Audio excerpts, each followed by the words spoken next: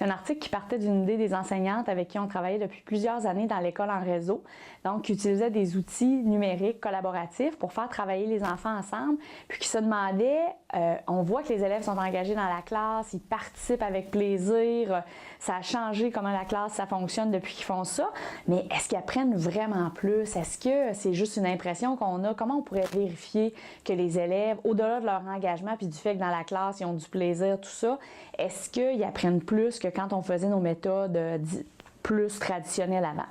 Donc nous, comme équipe de recherche, ça faisait des années qu'on travaillait avec ces enseignants-là. On a fait un devis avec eux pour essayer de répondre à leurs préoccupations, c'est-à-dire comment on pouvait vérifier si les enfants apprenaient mieux avec ces outils-là, mais surtout avec cette façon de fonctionner-là en classe qui laisse beaucoup de place à l'enfant. C'est-à-dire que c'est l'enfant, on lui pose des questions dans l'environnement, puis c'est l'enfant qui répond puis qui construit ses idées. Donc c'est un autre modèle de discours dans la classe. L'enfant prend beaucoup de place.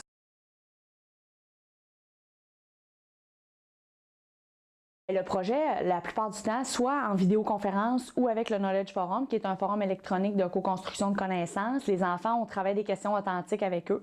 Par exemple, pour un enfant de première année, pourquoi les feuilles changent de couleur à l'automne? Donc, les enfants émettaient des hypothèses, des idées sur pourquoi. Donc, tous les enfants contribuaient au discours collectif. Donc, il n'y avait pas un enfant qui répondait à la question. Tous devaient répondre, puis ils se relancent entre eux. Ils travaillent entre eux dans le forum à essayer d'approfondir leurs idées autour de la question pour en arriver à une réponse plausible pour un enfant de première année sur pourquoi les feuilles changent de couleur, pourquoi il y a des arcs-en-ciel dans le ciel. Donc, ça a souvent été des questions de nature plus scientifique qui ont été étudiées. Puis dans ce qu'on a analysé dans cet article-là, c'était sur les changements climatiques, qui est une question complexe, qui est une question pour lesquelles même les experts n'ont pas toutes les réponses actuellement. Donc, ils travaillaient vraiment en collaboration. Donc, l'enseignant, étant donné qu'ils avaient des petits groupes, c'était des écoles rurales, donc les enseignants travaillaient plusieurs écoles ensemble dans cet environnement-là, mais il y avait vraiment une place importante à l'élève. C'est l'élève qui écrivait beaucoup puis qui travaillait beaucoup dans l'environnement.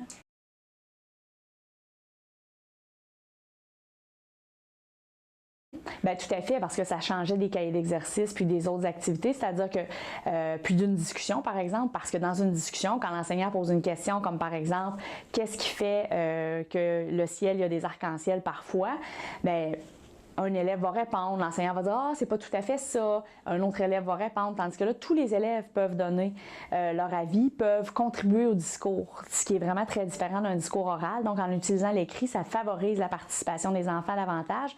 Puis les enseignantes, au fil des années, nous ont souvent dit mes élèves discrets, mes élèves qui participent jamais, ils trouvent leur place dans cet environnement-là. Ils ont un espace où ils peuvent vraiment. Puis ceux qui ne sont pas vite pour répondre dans une classe, parce qu'il y a toujours les 4-5 qui ont levé leur main en premier, puis comme enseignante, des fois on dit « Ah, je vais prendre lui, ça va être plus rapide ». Donc, ils ont plus de temps pour y penser, qu'est-ce qu'ils vont donner comme réponse. Donc, ça correspond à plusieurs profils d'apprenants, plusieurs types d'élèves, là.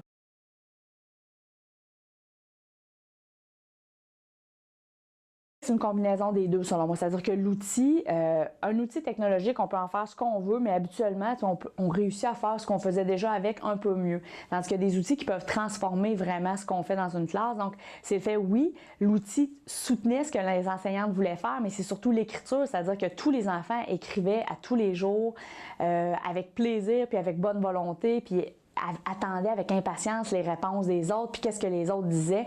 Puis les enfants disaient souvent, on sait ce qu'il y a dans la tête des autres de notre classe maintenant. Donc, il y a l'outil, mais il y a vraiment aussi toute la fonction de l'écrit. Qu'est-ce que l'écrit permet dans le développement de la compréhension chez l'enfant? Donc, c'est pas juste écrire pour écrire. Tu sais, il approfondissait des problèmes importants, complexes pour des enfants de leur âge, pour que nous, on sait la réponse, mais que pour eux, c'était une question complexe.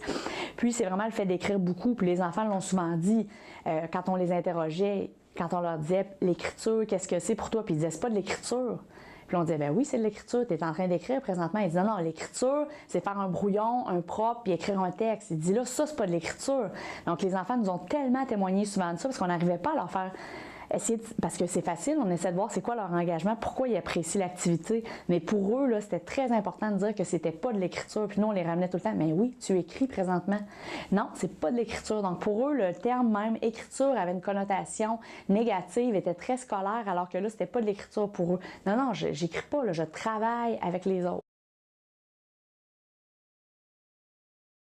Bien, je pense qu'il faut continuer à investiguer comment on peut offrir à l'enfant des réels possibilité d'engagement dans une classe. C'est trop souvent, les études sont faites au secondaire, mais quand on demande aux enfants ce qu'ils ont fait à l'école, c'est jamais très cognitif. Donc, malgré tous les efforts investis, il demeure que les enfants souvent ne sentent pas qu'ils sont engagés cognitivement, sentent qu'ils écoutent, tout ça.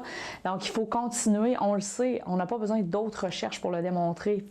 Les recherches nationales, internationales démontrent que l'enfant doit être engagé, mais pour être engagé, il doit participer activement, puis il ne doit pas juste faire certains exercices, il doit pouvoir prendre parole, débattre, vraiment être un acteur, partie prenante de son apprentissage. Ça fait des années qu'on le sait. Donc, ce qu'il faut voir, c'est pas comment la recherche peut le faire, mais surtout comment on peut mieux le faire, mieux travailler avec les enseignants pour qu'ils puissent s'approprier certaines pratiques, puis pour que ça puisse répondre à leurs besoins aussi. Donc, la pratique est complexe. Il y a beaucoup de matières à enseigner au primaire. Nous, les enseignants qui on a travaillé, ont trouvé que les sciences puis l'univers social étaient beaucoup plus faciles à faire dans la méthode qu'on faisait avec eux, avec le Knowledge Forum, parce que les enfants étaient très investis, puis ça leur demandait pas une connaissance pointue de tous les sujets puisque les enfants s'investissaient. Donc, je pense que la recherche est assez avancée. Maintenant, il faut voir comment nous, on peut mobiliser les connaissances auprès des milieux pour travailler. Puis la plupart des enseignants sont convaincus de ça.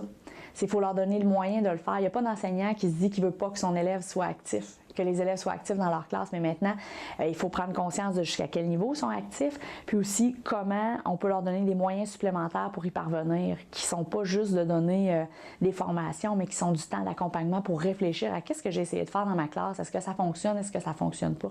Donc, c'est vraiment une question de... Pour moi, la recherche est assez avancée à ce niveau-là. Il faut juste maintenant voir comment mieux le mobiliser en classe auprès des enseignantes et des enseignants.